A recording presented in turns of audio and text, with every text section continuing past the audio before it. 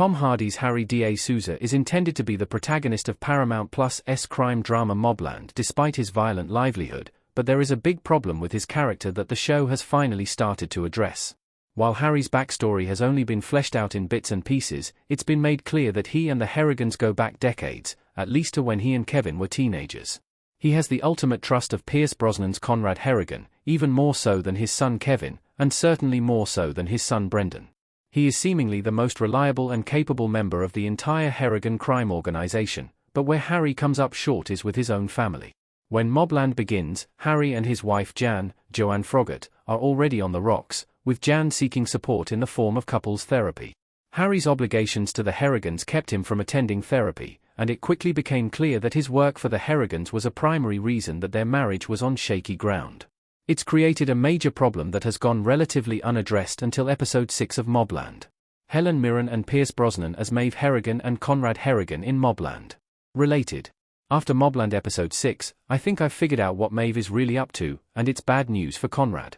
Maeve Harrigan has acted as a manipulative puppet master in the early episodes of MobLand, but her ultimate ambition may finally be coming into focus. It's no longer believable that Jan stays with Harry in MobLand.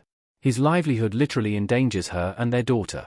Joanne Froggatt as Jan Da Souza and Tom Hardy as Harry Da Souza in MobLand.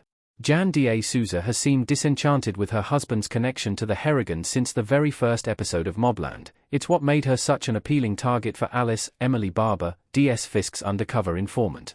However, she and her daughter Gina seem to enjoy a comfortable lifestyle as a result of Harry's employment, and she's been very clear that when he's present, he treats her and Gina well. With a daughter in the mix and at least 15+ years of love behind them, it's understandable that Jan's tolerance for Harry's work with the Harrigans would be high. However, episode 6 finally saw her worst fears realized, as the Da Souzas were urgently swept up to the Cotswolds thanks to the very real threat to their lives following the murder of Ron Stevenson.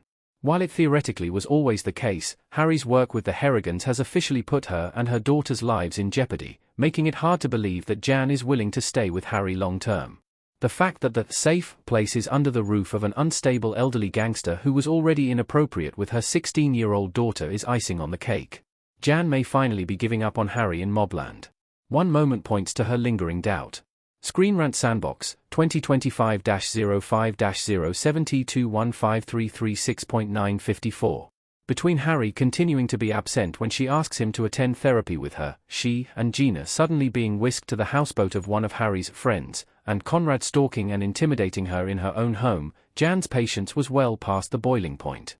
Harry forcing her and Gina into Conrad's home out of desperation for their safety is clearly the breaking point for her marriage to Harry, and she all but proved it with one line. Following her uncomfortable conversation with Conrad, a distraught Gina confronted her mother about their lifestyle. Gina finally asks her mother outright if she loves her father, and Jan visibly shows how difficult it is to answer that in the affirmative. After seeming to consider the question for a moment, Jan pulls her daughter closely and tells her not to be silly.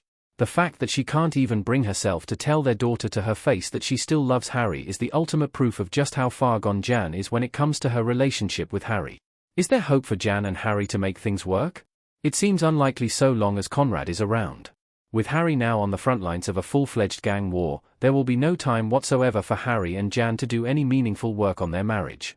The only path forward for them seems to be the end of Harry's relationship with the Harrigans. Gina even suggests to her mother that the three of them could run away together. As it stands, Harry's allegiance is to the Harrigans before his own family, and as long as Conrad still has his tentacles wrapped around the skilled fixer, Harry will remain overly distant from his wife and daughter.